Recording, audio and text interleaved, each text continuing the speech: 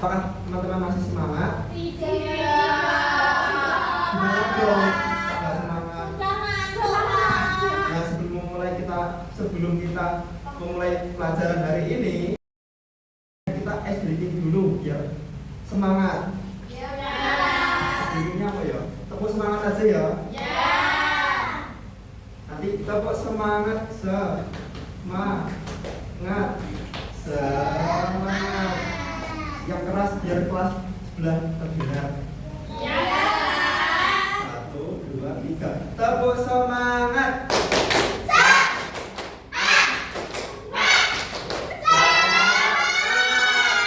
Satu kali lagi.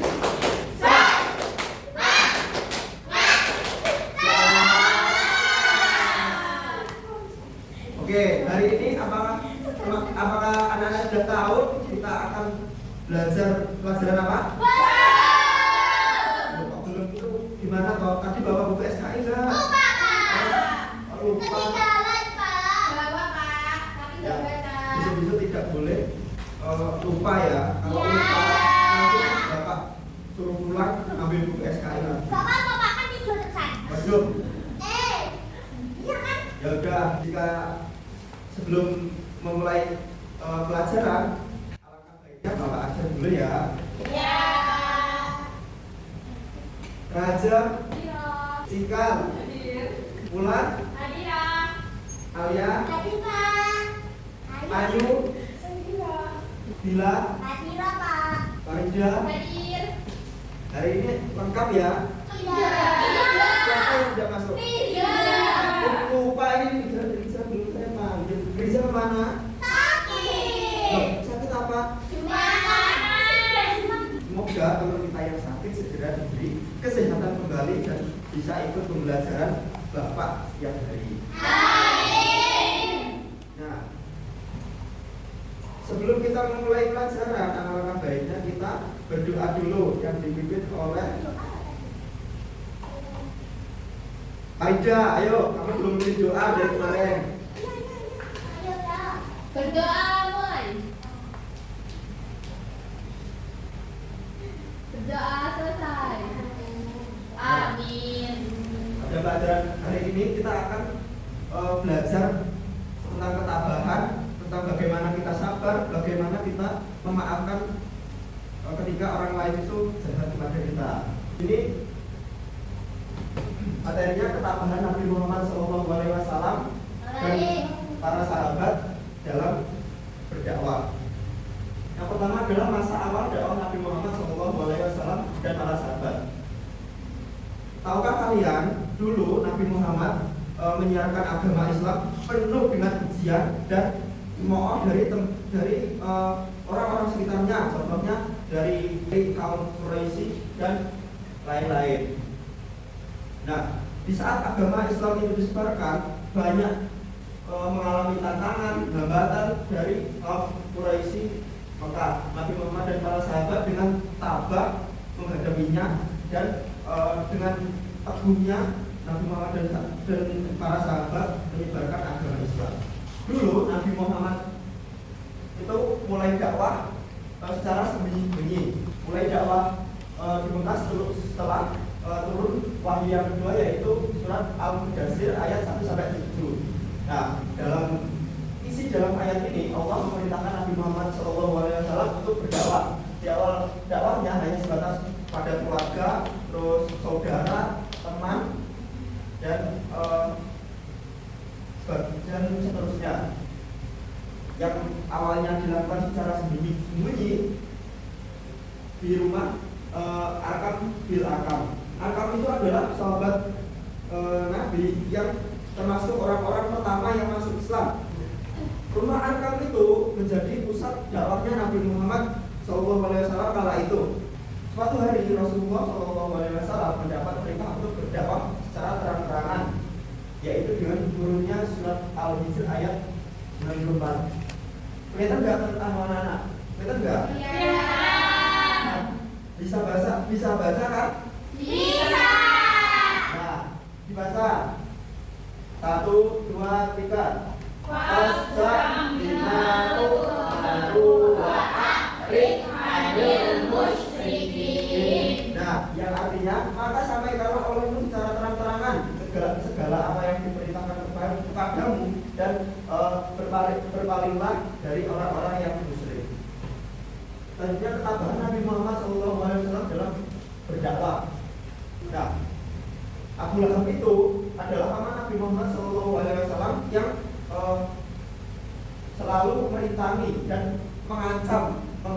ini, dan bahkan dia itu menentang dakwah Nabi Muhammad SAW. Pernah suatu ketika Nabi Muhammad SAW sedang sholat, datanglah Abu Lahab meletakkan kotoran di atas punggung beliau. Abu Lahab terkenal sebagai orang yang paling gigih dalam menentang dakwah Nabi Muhammad SAW. Demikian juga istrinya. Nah, di sini Nabi Muhammad pun selalu sabar menjalani cobaan-cobaan tersebut, karena Nabi Muhammad percaya bahwa kejahatan mereka berdua akan mendapat balasan dari Allah Subhanahu wa Ta'ala, seperti yang terdapat dalam Al-Quran surat Al-Ahqaf. Teman-teman sudah hafal kan surat Al-Ahqaf? Baca surat Al-Ahqaf. Bismillahirrahmanirrahim. Tabbat yada abi lahabin wa tab, ma aghna anhu maluhu wa ma kasab, sayasla naran dzata lahab, wa imra'atuhu hammalatal hatab, fi jidiha hablum min masad. Wah, pintar.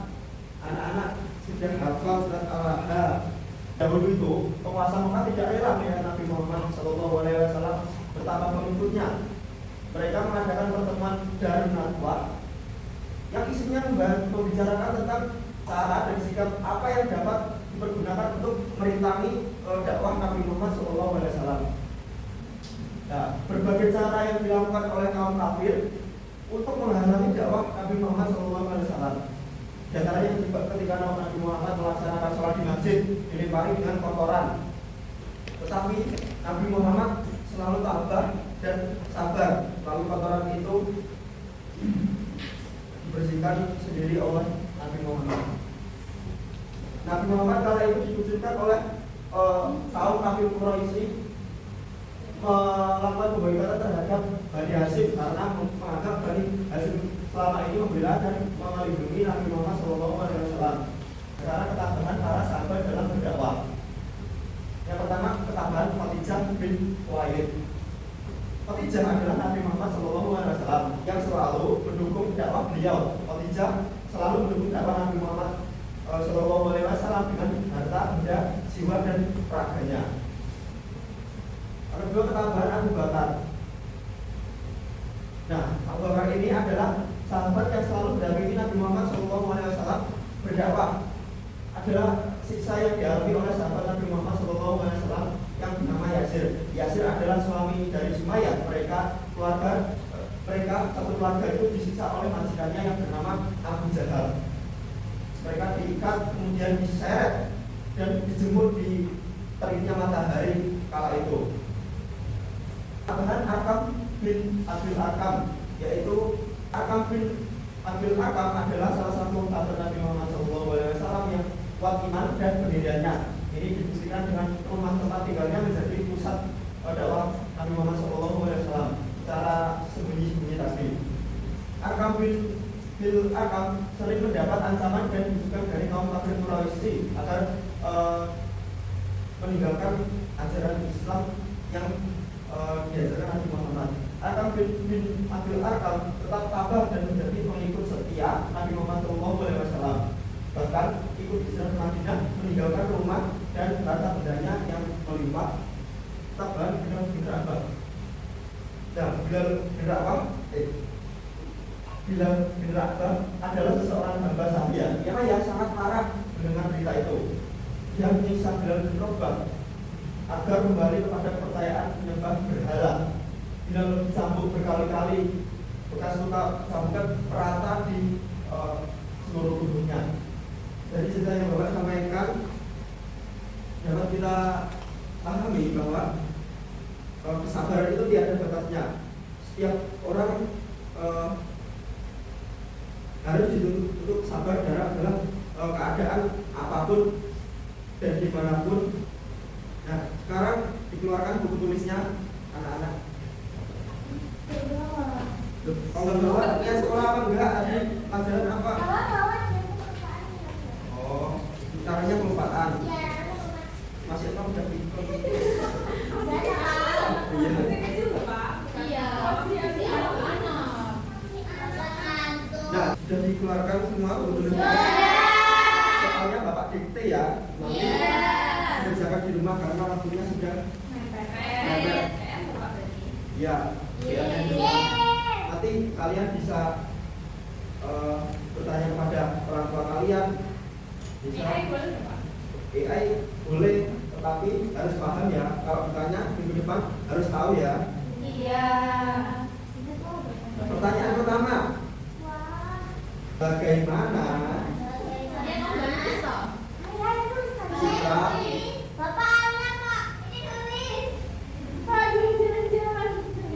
bebas ya pakai pulpen maupun pensil, tapi Pak Alia pakai spidol. Bagaimananya sudah? Bagaimana para sahabat tetap teguh mempertahankan keimanan mereka, mempertahankan keimanan. Kamu nggak boleh bawa pulpen toh?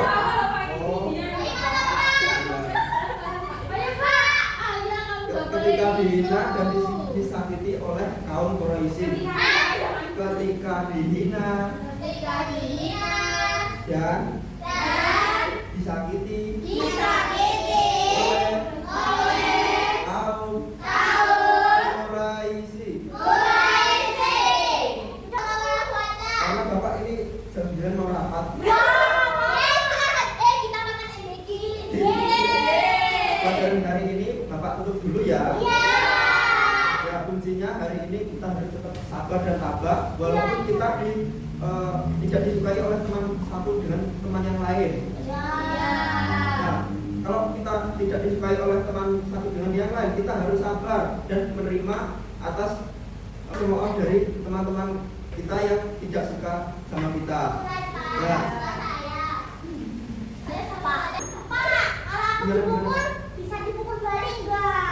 Nah, kalau kalian dipukul, sebisa mungkin kalian tidak boleh membalas pukulan itu.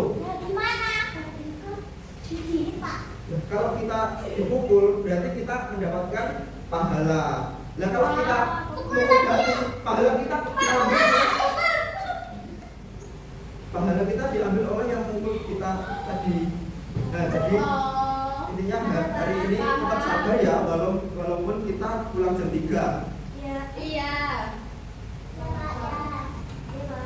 Nah, segitu saja cerita dan pelajaran dari Bapak. Jika ada kurang lebihnya, Bapak mohon maaf. Wassalamualaikum warahmatullahi wabarakatuh.